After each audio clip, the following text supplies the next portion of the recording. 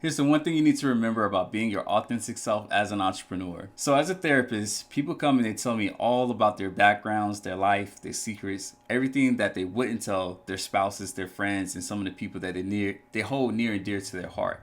So, I'm very privileged in that sense because everything is confidential with me.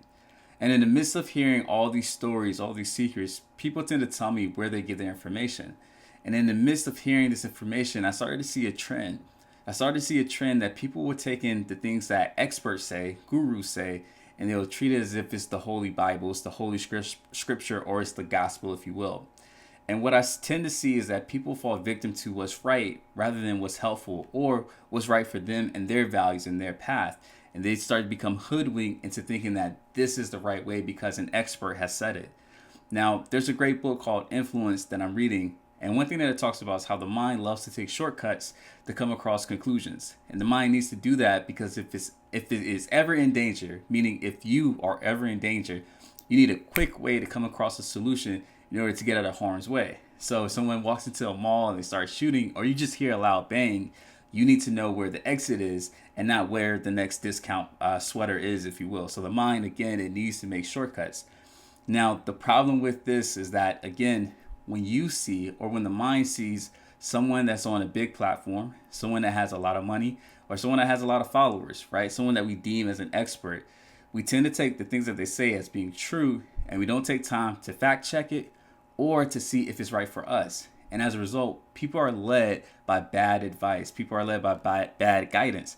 One can say this is where I think it's in the Bible. They say the blind leading the blind. And as a therapist, I read a lot about psychology. I know a lot about mental health and how the mind works.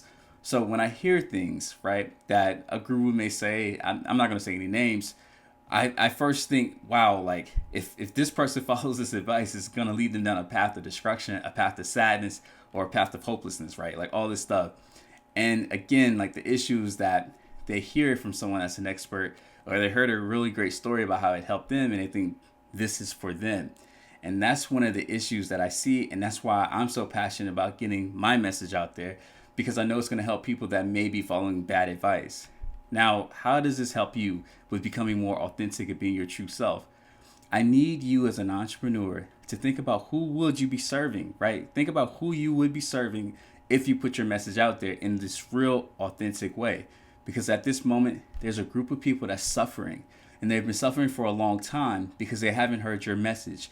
And this message may be in a YouTube video, a podcast, an Instagram post, whatever it is that you can name, you name it. And I need you to step outside of yourself and not be so selfish. And I say that word specifically, selfish, because when people come to me about social anxiety, when people come to me about feeling fear about putting their message out there, I'm like, dude or lady, right? It's not about you. It's about the people that you serve. Because one could say that whether it's God, whether it's the universe, whether it's Allah, whoever you believe, even your parents, someone has given you this skill. Someone has given you this valuable thing, and it's not meant for you just to hold on to. It's meant for you to take and give to everybody else that's in the world. You're supposed to go out there and just share it.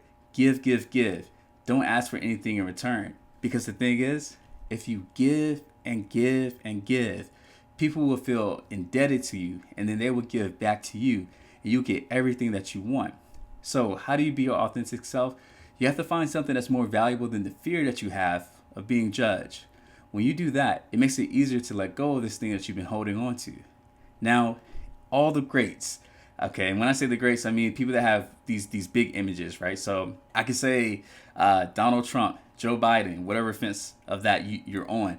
I could say, what's the guy on the podcast that was on Fear Factor? His name was Rogan, Joe Rogan, right? Joe Rogan, Andrew Tate, some of these other guys that have these big personalities, these big platforms. A lot of them, they have their fans, but then also they have their enemies. They have people that don't like them, can't stand for them, and they wish the absolute worst for them. But yet these people are still considered successful, still have an audience that's willing to listen to them. Now, if I was in those positions, and I can only assume, but if I was in those positions, I wouldn't be too worried about trying to turn a critic into a fan. Why? Because I already have my fan base. People, as you will learn, people will live and die by their word, by their beliefs. And for me or for you to spend any time trying to change their minds right? You'll be doing yourself a disservice because now you're not focused on your audience. Believe me when I say that's the beautiful thing about niching down, because there's going to be a subset of group of people that's going to find your message attractive, and they're going to hang on to your every last word. And if you don't believe me, you could think back to the story. It's not even a story. This is real, about the history of this guy named Jim Jones. Jim Jones was a guy, whether it's in South America, Central America, or maybe, I don't think it was in like Africa or anything, but this guy was basically the leader of a cult, and it got to the point where he was able to convince, I think it was hundreds, maybe even thousands of people to drink poisonous Kool-Aid. Like it was Kool-Aid laced with poison. All of these people drunk it and killed themselves just simply because this guy told them. Think about that. If one man could convince thousands of people to take their own life, you can convince people to your way of thinking, especially if it's going to naturally help them. If you have good intentions, I want you to start putting yourself out there, because again, someone has blessed you with this gift, and you be doing them also a disservice for not sharing the information that you've been taught, if you will.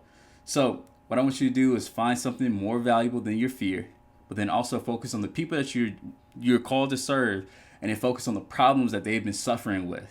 And I want you to give to them, because it's more important that you give than to hold on to this fear of not being judged. Take that with you, and let's see how your message starts to grow. This is Coach Wells. Thank you for listening to the podcast. And again, subscribe to it so you can get all the gems like this in the future.